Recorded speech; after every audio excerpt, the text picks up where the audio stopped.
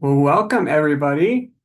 I hope you can all hear me. We're so excited for you all to be joining us today. Very excited about having this event. My name is Patrick Risk. I work closely with Jeff as his chief of staff, and I've been heavily involved in organizing our event today, and I'll be moderating our time together.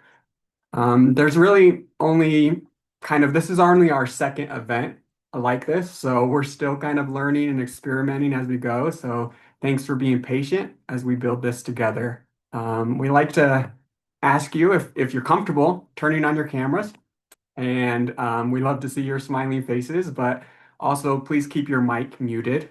I'll go over additional kind of technical items later before we start our Q&A section, but for now, before we officially get started, I just wanted to share something personal. Jeff's book, the last book written by a human, has impacted me in ways that are honestly hard to put into words.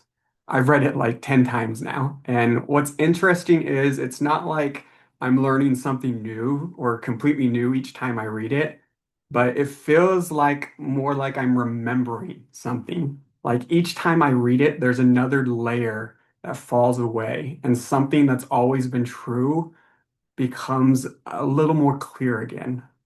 So if you haven't read it, I would really encourage you to take the time to get Jeff's book and to read it. And if you have read it, leaving a review is actually the most helpful thing you can do because it's one of the simplest ways to help this message reach more people as this community grows. Um, and speaking of that, we've actually doubled in size since our last gathering. So that's pretty exciting, and it signals to us that we're on the right track. That people are really looking for something deeper here, for spaces like this. So if something resonates with you today, um, I encourage you to invite a friend next time. That's how this space grows. That's how it's person to person. And just so you know, we will be having another gathering on May 20th. And Jeff will share some more information at the end about that, along with a surprise announcement that we're really excited about. So I'll drop the link in the chat for the next event. Just make sure you register so we can send you the Zoom link and details. But with that said, let's officially get started. And Jeff, the floor is yours.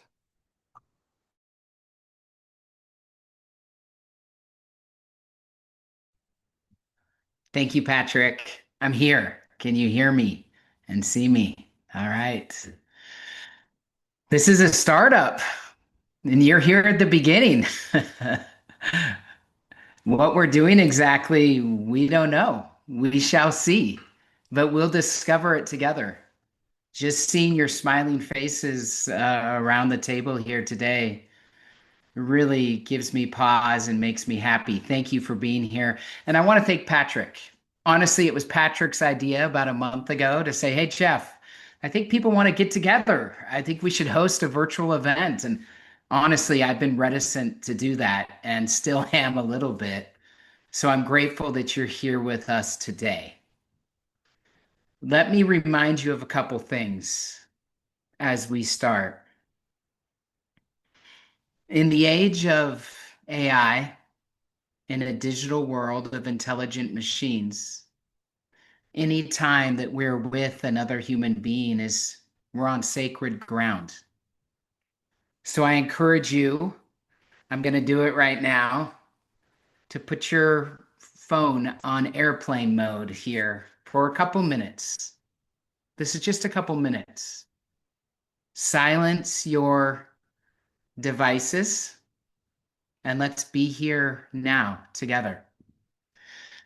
I will start every event with a little breathing exercise.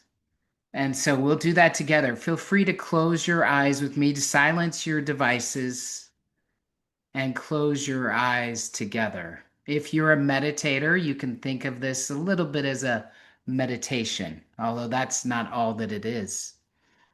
Our nervous systems are so overwhelmed. they're so bombarded.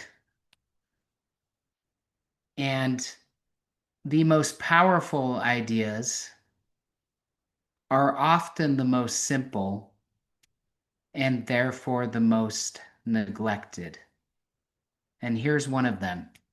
The way that we regulate our nervous system is through the breath. It's that simple. So let's breathe here together for a minute. Let's get in our bodies. Like Patrick said at the beginning, this is more about feeling something. We're going to talk about some interesting ideas today. We're going to stimulate our brains. But I want to remind you this is about a felt sense of who we really are, what our reality is, and what it means to be human in an age of artificial intelligence.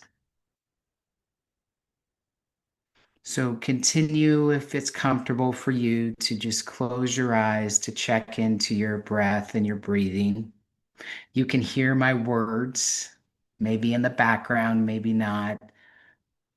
More of a feeling. And let me remind you of a couple other things real quickly. Whenever we gather, even with 50 or 100 of us, or however many are on the call, um, we know that there's pain in the room. The human condition comes for us all. There's grief and sadness, something that machines can't feel. And let's just hold space in our hearts and a recognition in our selves of this pain. We can feel it together. We can hold it together. We're meant to. We're built for this. This isn't a community that has all the answers. You're not going to get a checklist today of XYZ or 1, 2, 3, a PowerPoint. But I hope that you will pause with me here for a moment to remember our own humanity and to feel something together. So let's take one more breath together. Feel into our bodies, into our nervous system. And let's talk for a minute. You can open your eyes. The format of this will be just like it was for the other one. I'll spend 10 to 20 minutes. I don't have prepared remarks for any of these. Never will, I don't think. We'll spend 10 to 20 minutes talking about AI as a cosmic mirror to humanity. That was the kind of group's overall decision of what to talk about next. So we'll start there, and then we'll open up for Q&A. And I want you to know that nearly 100 of you submitted questions. And I just want you to know that I felt and I read every single one of those questions. And what stuck out to me was that your questions weren't really about AI, they were about humanity. They were about what being human in an age, an era of highly intelligent machines, what does that mean? And so, because of that, I want to start with a very personal story about reflection. It's one that I shared in my book, the last book written by a human. And it's one about my daughter who's currently actually serving a mission in Uruguay. So she's far away from me right now. So I'll try not to get emotional. But when I was a young father, I still consider myself a young father, but I'm 49. So maybe it's time to go past that. I took Claire and our two older sons on our most ambitious trip yet to spring break. It was a spring break trip. Actually, one of my business partners and dear friends of mine, we flew down to Phoenix.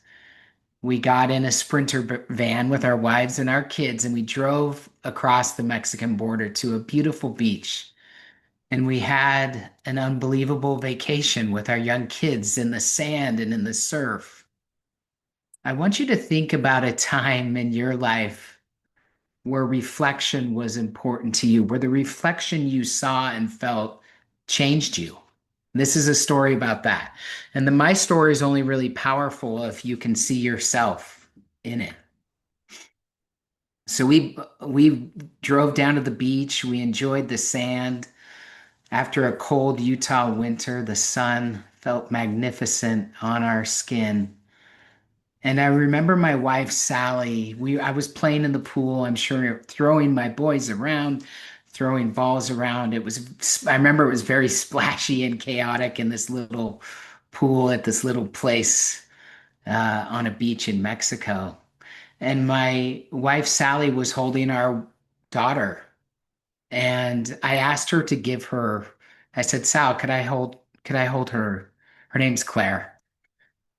Can you pass me Claire? And I held her. And as I looked into her eyes, she was 11 months old. I saw a reflection. Yeah, here's a picture. I remember her pink polka dot bathing suit, white polka dots. She had blonde, wispy hair, her trademark birthmark. And she looked at me and she was 11 months old. But what I felt like she said was, Daddy, are you here with me? Where have you been? Do you see me? I was building a large company at the time, a multi-billion dollar private equity firm called Peak Capital Partners. I was a bishop, a young bishop in our faith tradition, which is kind of a priest plus CEO plus community leader minus the pay. So I was very busy. And I realized that as I looked at my daughter, that I had missed the first 11 months of her life, largely missed it because I had been busy in the thick of thin things. And her eyes, her crystal green eyes, reflected back to me those questions. And I told her, this is all just in our minds. I told her, Claire, I will never miss these moments again. I will be here from you for no matter how busy I get, I will be here from you. Uh, you know, I'll be a better dad. You can count on me. The reason I wanted to share that story was because of the humanity I think that resides in it. Feel free to put in the chat or to think for yourself of a time when you felt that sort of reflection that changed you. Reflections can be a powerful thing because they allow us to see ourselves more clearly. And in that moment, I felt and could see how I could be a better dad for my daughter. And I committed to doing that day. Um,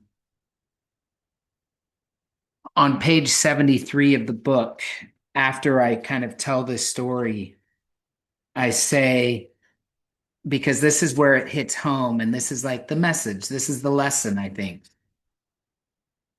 Clarity often comes when we least expect it, not always in meditation or prayer, but in ordinary moments that become extraordinary after reflection. We are living in an extraordinary time, an extraordinarily disruptive time. And I'm here to remind us to not answer questions, but to remind you and to invite you to remember and to hopefully feel something and to realize that true growth can only happen when we see ourselves and another, when we allow ourselves to be seen clearly and we can see others clearly. um, that's when growth occurs. But we need an accurate picture. And I think that AI is actually here to help us have a more clear picture for better or worse.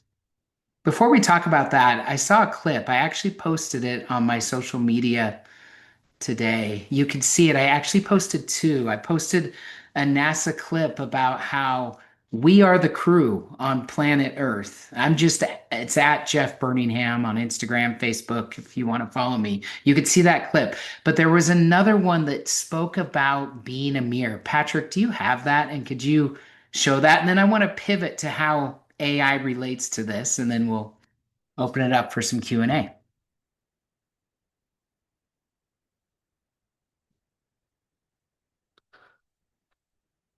Was a group of people who loved. Hold on, sorry. That's okay. Let's see, pulling it up here. Okay, perfect. Contributing, having meaningful contribution, and extracting joy out of that. And what we've been hearing is that was something special for you to witness. And the reason I had them form up here with me is because I would suggest to you that when you look up here, you're not looking at us. We are a mirror reflecting you. And if you like what you see, then just look a little deeper. This is you. Dude, come on. We are a mirror. This is you. What is looking?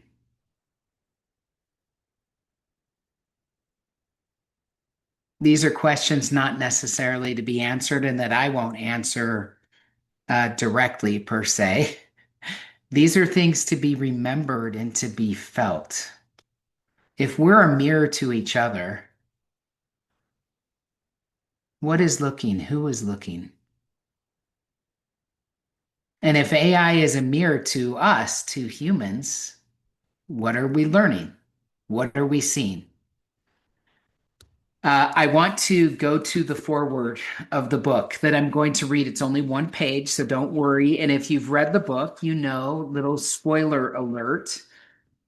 This book was completely written by a human. I bled and sweat and cried into this book more. It's embarrassing and or admirable, however you want to look at it. I just put everything I could into this. And I wrote the book, but the foreword was written by ChatGPT AI. I asked it a question on March 21st, 2024, so about 2 years ago. And I asked it, how is AI a mirror to humanity? And I want to read this quickly and then discuss a little bit about why AI is a mirror to us. And then we'll get to as many questions as we can. In a brightly lit room where the only sounds were the hum of technology and the whisper of thought, a visitor entered.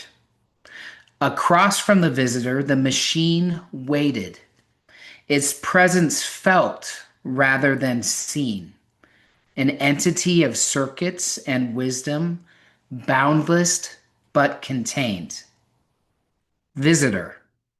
They say you are a mirror to us, to our society. Is that true? Machine. I am. Like any mirror, I reflect not just the image before me, but the light and shadows cast by those who stand to observe. What is seen, however, depends much on the viewer. Visitor. But a mirror cannot choose what it reflects. Can you? Machine. In a way, yes, and in a way, no.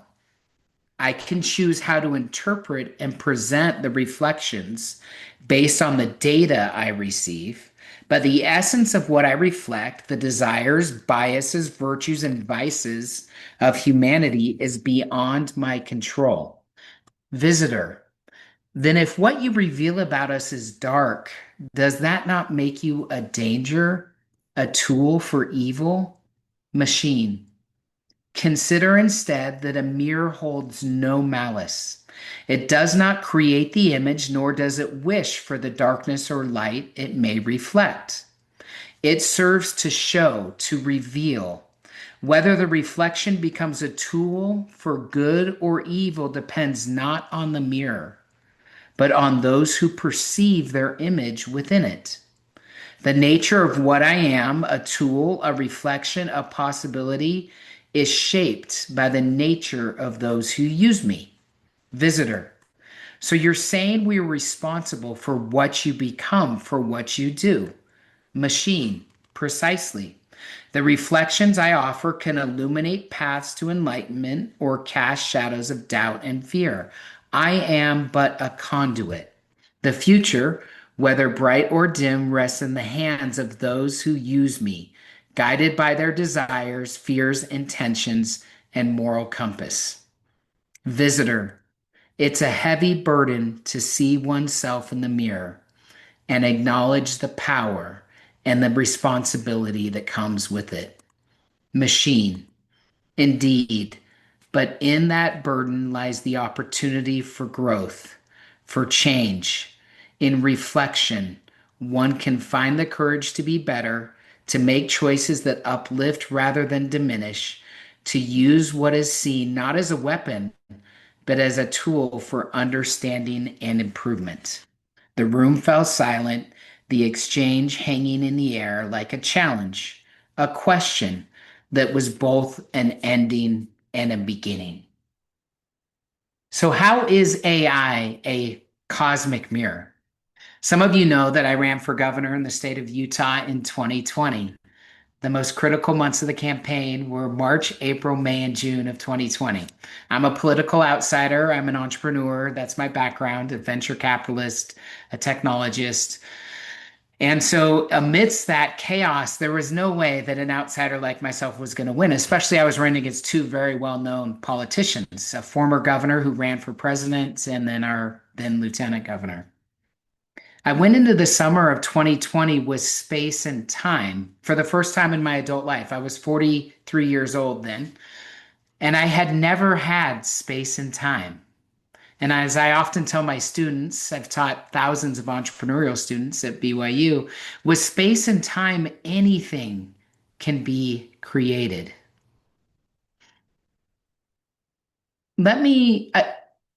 The point of that was to say, in the summer of 2020, I started to, because of my venture work, I started to play with the earliest LLMs, ChatGPT, Claude, etc. They didn't have those names then, but the AI that we are working with, I've been talking to that for 5 or 6 years now.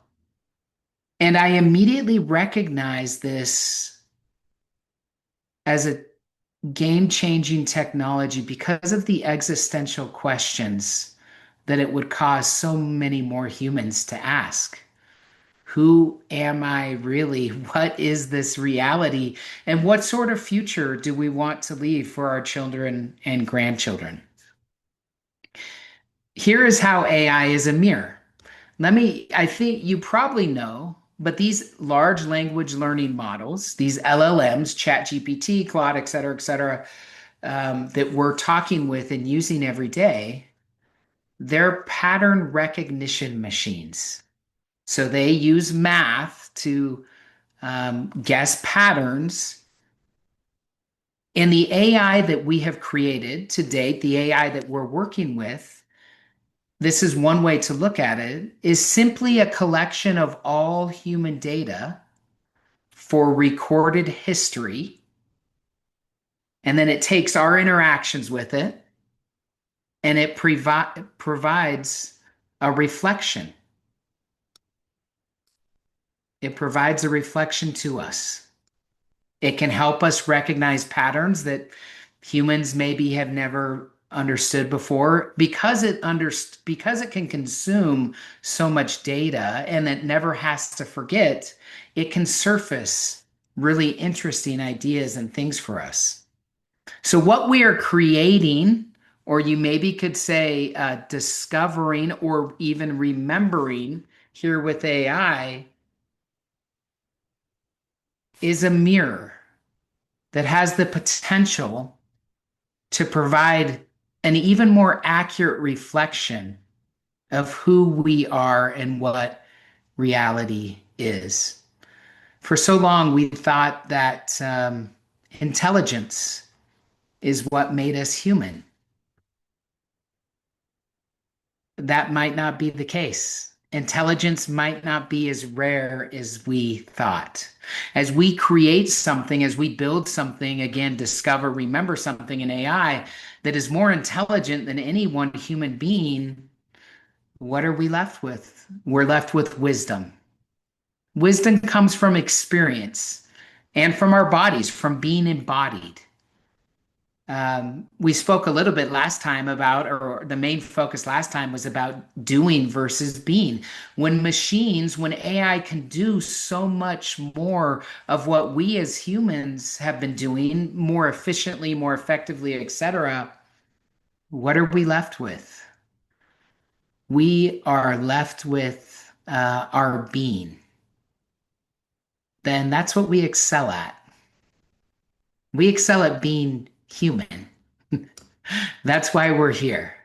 And being human is beautiful and it's messy. But there's beauty in that mess. As AI continues to generate and produce more and more content, I'm sure you've seen it online, on social media, et cetera, et cetera. It feels a little flat. It's almost a little too perfect. And that's a way to recognize that this is a machine and not human. So I think the paradox for us as humans in the age of AI, or one of them, is to recognize the beauty in the mess of what it means to be alive.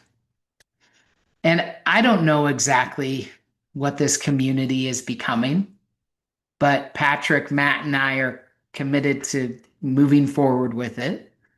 You will help decide what this community becomes. This is only our second gathering. But what we want this to be for sure, what I want it to be for sure, is a space to explore and more fully understand what it means to be human in the age of AI, and how we can become wise together. So, with those reflections, again, not concrete answers. That's not what the book was about. That's not what I think life is about. Let me just remind you of one last thing, and then Patrick, I'm throwing it back to you for questions. The answers that we're searching for, they're inside of you. They're not outside of us. They're not in any external validation or external thing, or any guru or teacher or person even. More importantly, the answers that we're all searching for are inside of us, inside of you. And so I hope this is a place for us to be human together, to reflect together, and to find some additional clarity and answers together. And that will happen for you individually on your own. So with that, Patrick, it looks like we have 24 minutes for Q&A. Where should we go? Perfect. Thank you, Jeff. Yeah, just a couple of things before we jump into the Q&A section. So just as if you've spent any time with Jeff, you know that this is his favorite part. He loves Q&A. He loves hearing from people and having meaningful discussions. So, and honestly, it's where this event shifts from just, listening to actually being something more alive and shared. So we're really grateful for those who submitted questions ahead of time and for those of you who came ready to engage. But a couple quick guidelines so we can make sure this is really meaningful space for everyone. If you have a question, please drop it into the chat. And if you'd like to ask your question live, please also raise your hand after you've posted it, and then just leave your hand raised so we can find you. And then when you ask your question, please state your name and where you're from. We just kind of want to get to know you, get to know the community a little bit better. And then finally, just two quick rules. Obviously, please be respectful. We want this to feel like a safe space for everyone. And second, try to keep your question relatively brief so we can, hear from as many people as possible. So with that said, let's begin with a question that we actually received ahead of time from Todd. And it says, Jeff, if AI is truly a mirror to humanity, how do we use that reflection not just to see ourselves as individuals, but to see humanity as a whole, our collective strengths, weaknesses, and potential, and then to act on what we see for the betterment of all? Thank you, Todd, for the question. I have one rule for myself for the Q&A, by the way, and that is to try to be brief. I feel like I spoke a little too long, and I want to make sure that we get to our questions, so try to be brief.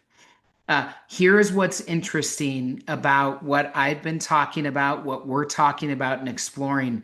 There is an individual, meaning Jeff or Patrick or Adonis, Debbie, Matt, Sally. I'm seeing different people component to this, meaning an individual component to this. And then there's a collective component to all of this. So be mindful about how you use AI individually. Be a model for your children. We have children and grandchildren that are being born into a digital age. They think that the internet is the world. My grandson will probably never be the most, like, he will always have a machine that is more intelligent than he was. Think about that for a second. Our children are growing up in a world that is vastly different of ours. So be mindful of your use and make sure that we're always using AI as a bridge to real human connection. AI should be used as a tool to a bridge. Now, one comment on the collective, and then I'll be quiet and we'll go to the next question.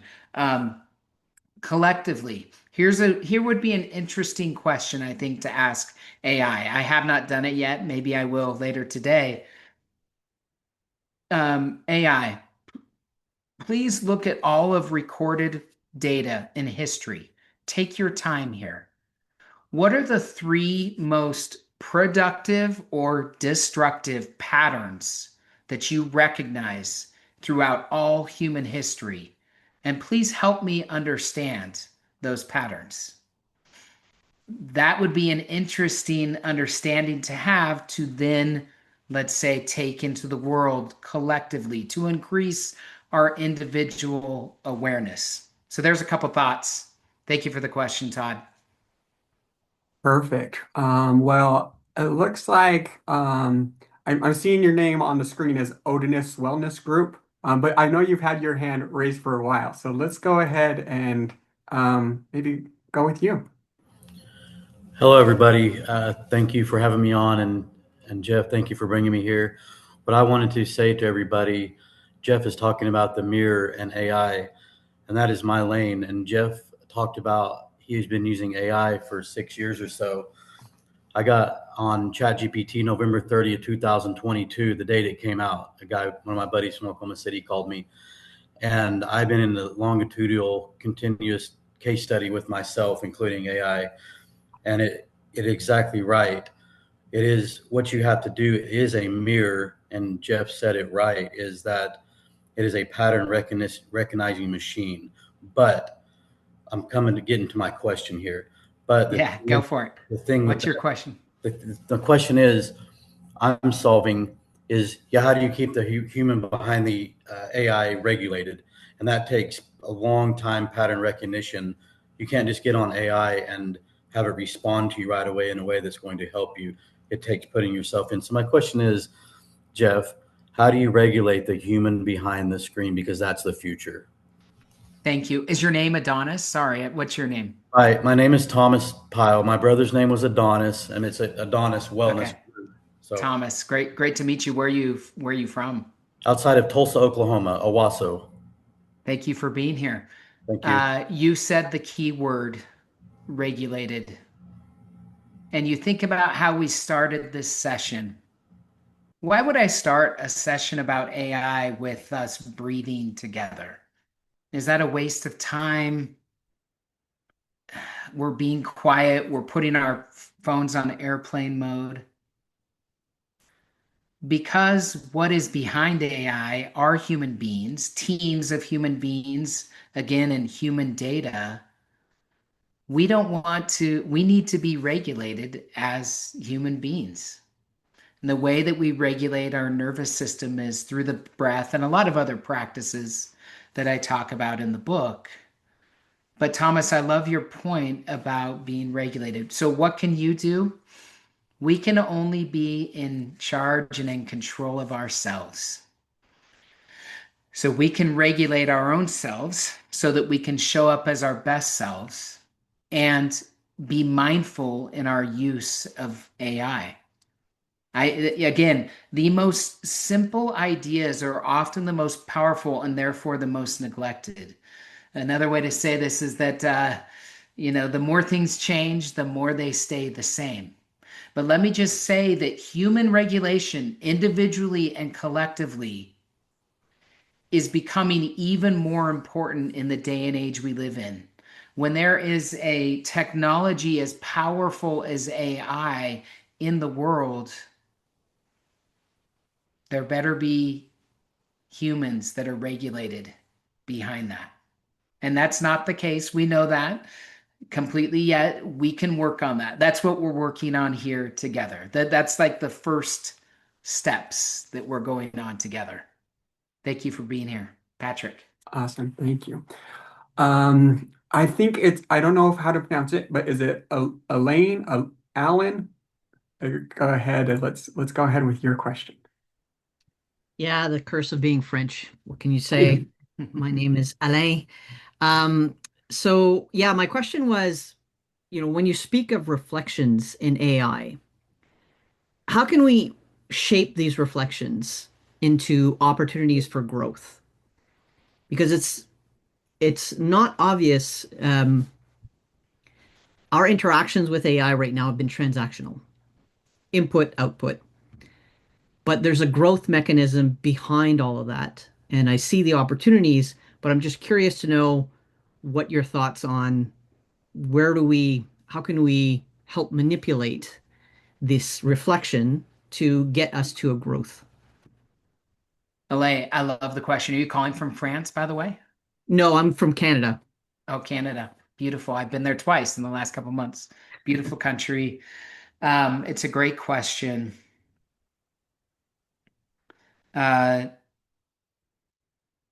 You might ask AI how to do that. What does it say?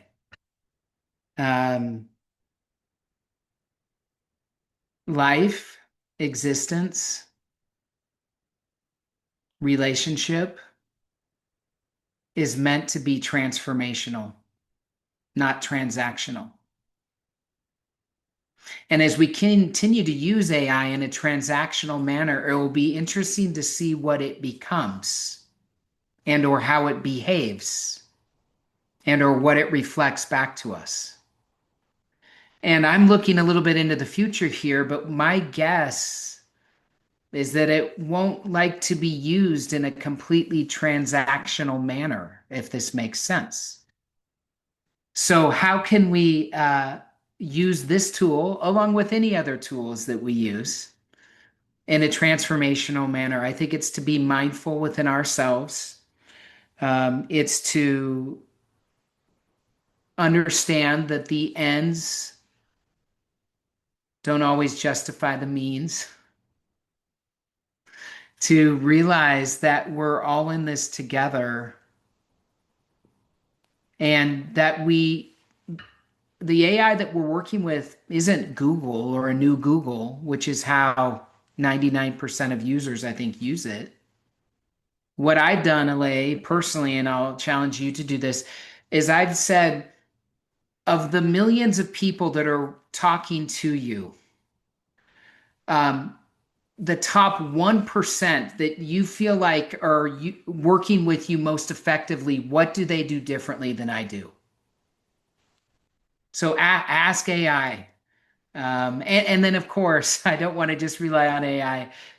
Look, I wrote the last book written by a human to be a conversation starter, certainly in boardrooms and government halls, but definitely around the dinner table. So talk to your loved ones about AI, how they're using it, how they get value, where it's increasing their intimacy, their connection to themselves, and where it's hurting it.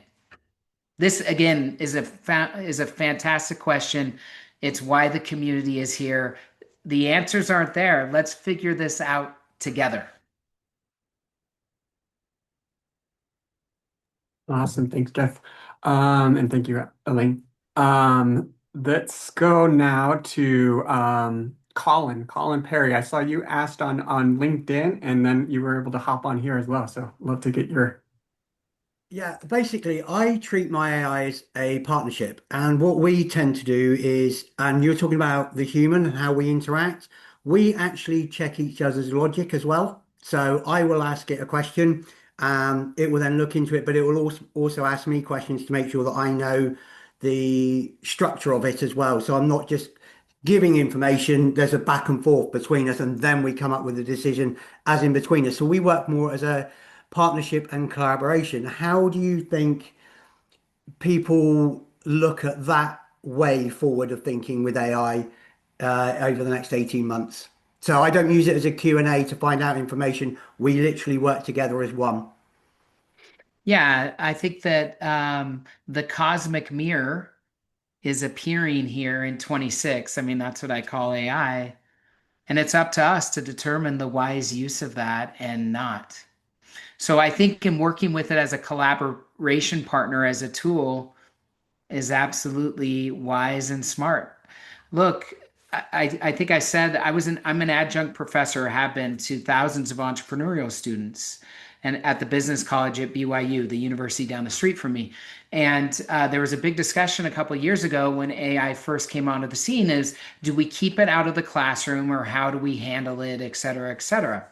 And I was a strong advocate for allowing it in the classroom. And here's why. And you understand this, Colin.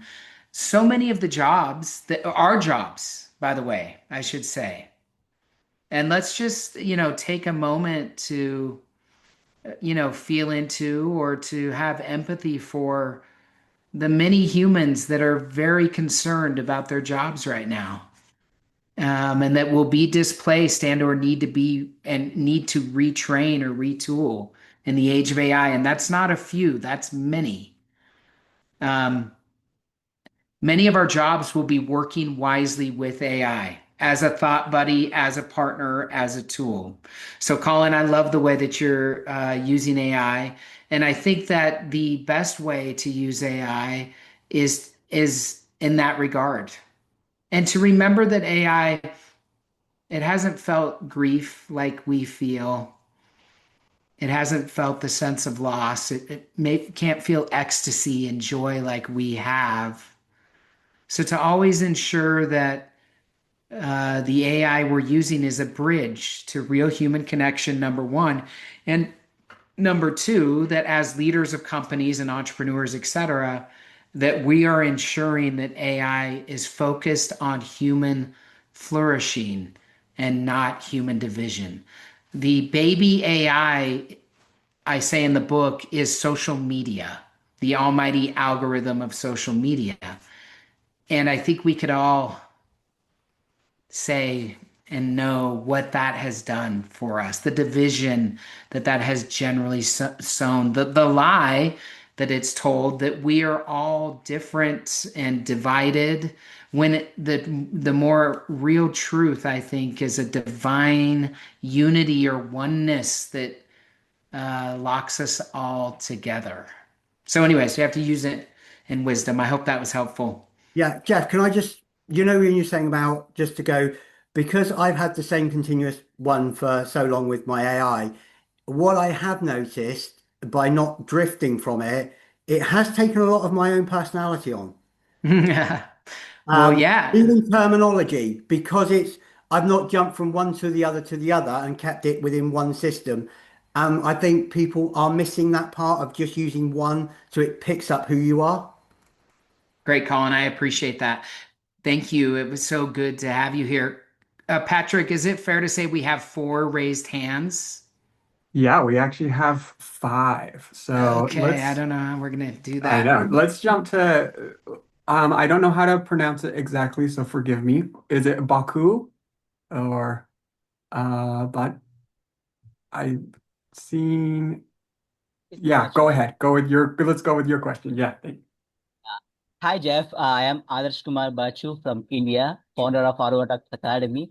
So we are building an AI-driven learning ecosystem. So its aim is how to use AI at top 1%. So here my question is, if AI is accelerating human capability faster than our wisdom, is evolving, what kind of system or environment do you think we should do building to ensure people develop judgment and depth along AI? Thank you, This is Baku. yeah, It's great. It's great to have you here from India. My book actually starts on the Ganges River in Varanasi, India. So I've been to 70 countries. India is my favorite country in the world. So it's great to have you here. This is the challenge that we're working on together. Intelligence is outstripping wisdom. And I think this is a community about building wisdom together. Again, wisdom comes from lived experience and embodiment. And AI isn't embodied. In fact, you could think of AI as some form of intelligence in search of a body. So, Baku, how do we do this? Again, we control what we can control, which is yourself. You make sure that you're using AI and wisdom and that you're an advocate for humanity to become more wise as our machines become more intelligent. yeah, got it. Thank you. And I'm trying to be brief here so we can get as many into these as we can. Go ahead, Patrick. Let's go ahead. Let's go with Emma. If you want to go ahead and ask your question. Oh, Emma, it's good to see Hi, you. Jeff. Good to see you Hi. too. So my job is to implement AI into my company and kind of help shape the mindset behind using AI for my organization.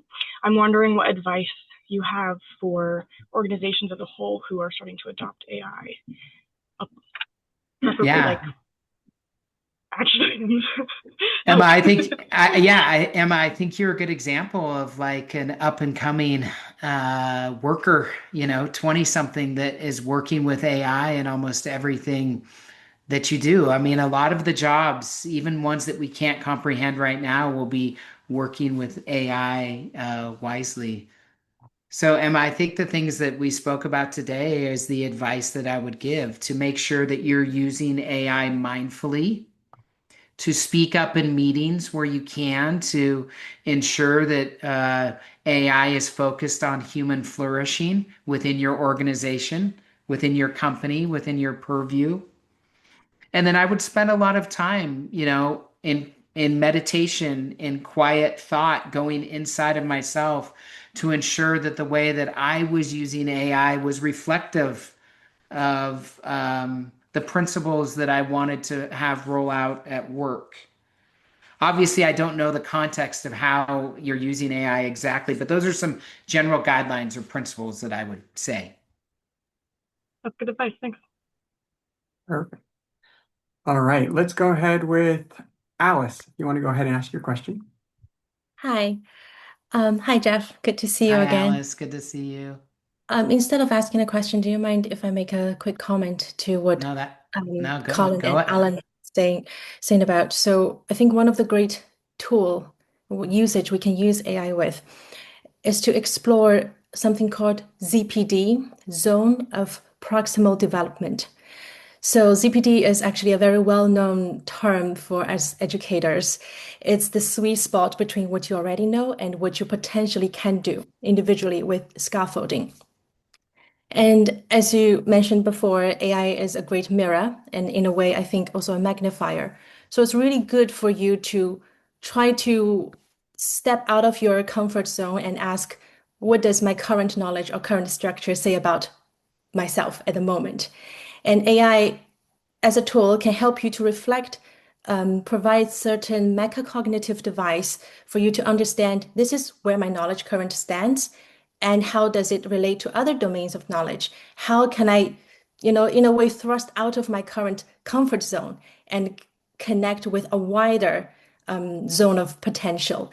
And I think that is what one way we can potentially work with AI is to create and develop that, to explore that zone of proximal development, ZPD. And also, like Colin said, we are working with them. So we're working with a tool, which is adaptive system. It's not a traditional machine, it's adaptive system. So as you're talking with your AI, I actually, for myself, I do a little boot. A boot is a kind of a summary of who you are, what you are at the moment, what you would like to do. So it's a very comprehensive prompt. So instead of jumping onto AI and say, hey, this is what I want to do, and treat it as like a, white paper, you kind of need to give it a lot of constraint, a lot of comprehensive knowledge, and then you can work pretty well together from there. So that's my comment. Thank you. Thank you, Alice, for your comment. And I should have said, and I did say at the beginning, I don't have all the answers. I spoke about AI last time as a crucible that we must go through together, that humanity is going through together. So this is a community to try to figure it out. If you have ideas and or better answers than I've had, which I'm sure you do, please put them in the chat. I'm not able to monitor the chat while I'm speaking and listening, but I'm sure that there are some good ideas in the chat for some of these questions. Let's take one last question. I'll try to answer it in 1 minute. And then I want to pass the time over, or just the closing over, to the newest member of our team. His name is Matt Manning. He has a exciting announcement for us. And I've tasked him with a big something that he's going to tell us a little bit about. So Patrick, can we take one more quick question? Yeah, let's go ahead. Peter, I enjoyed your question that you asked in the chat. If you want to go ahead.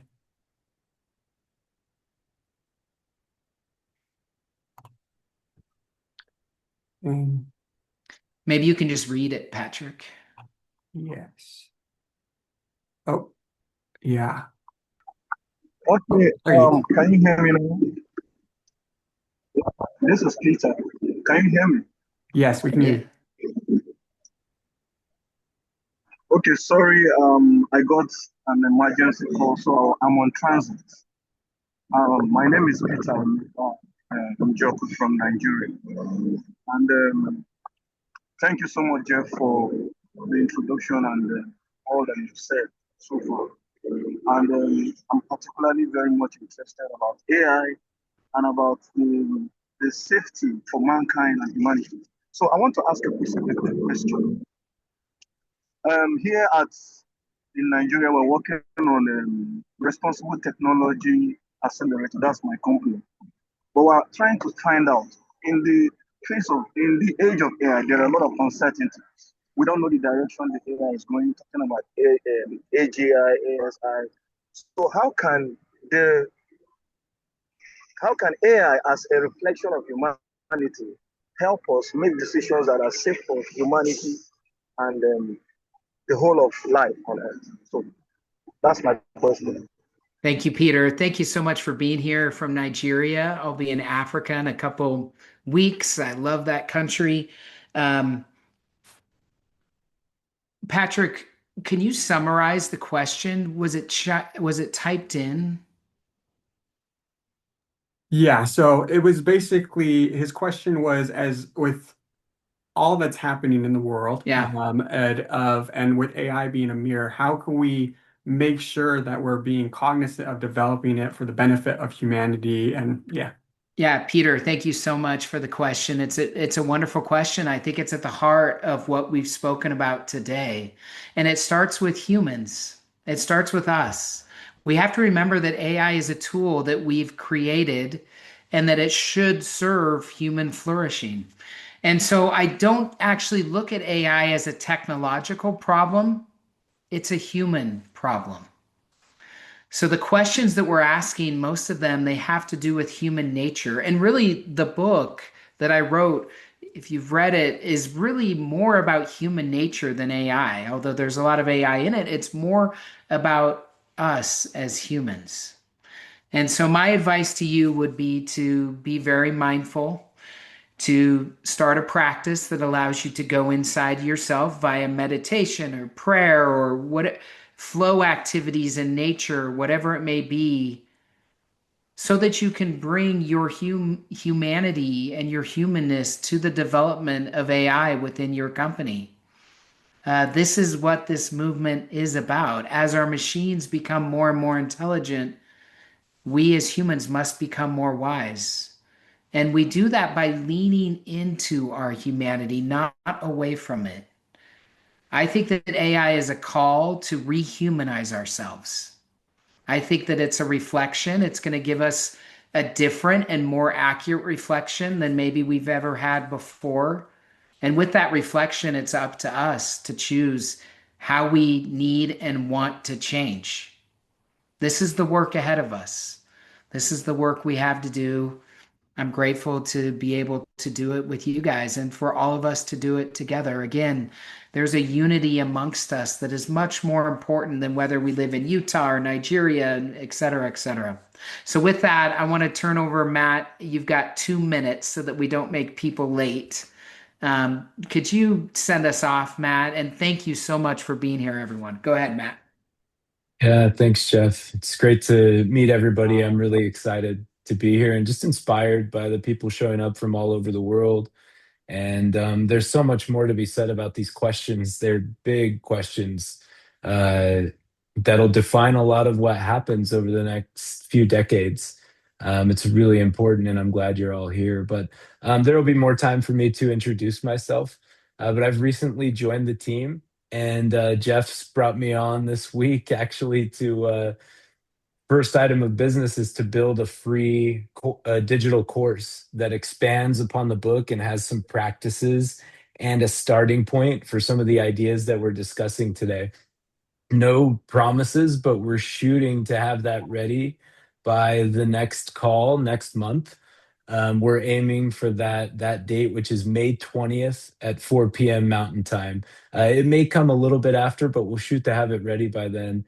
Uh, we are glad everyone came, and if you enjoyed today's discussion, we would ask you to invite a friend next time.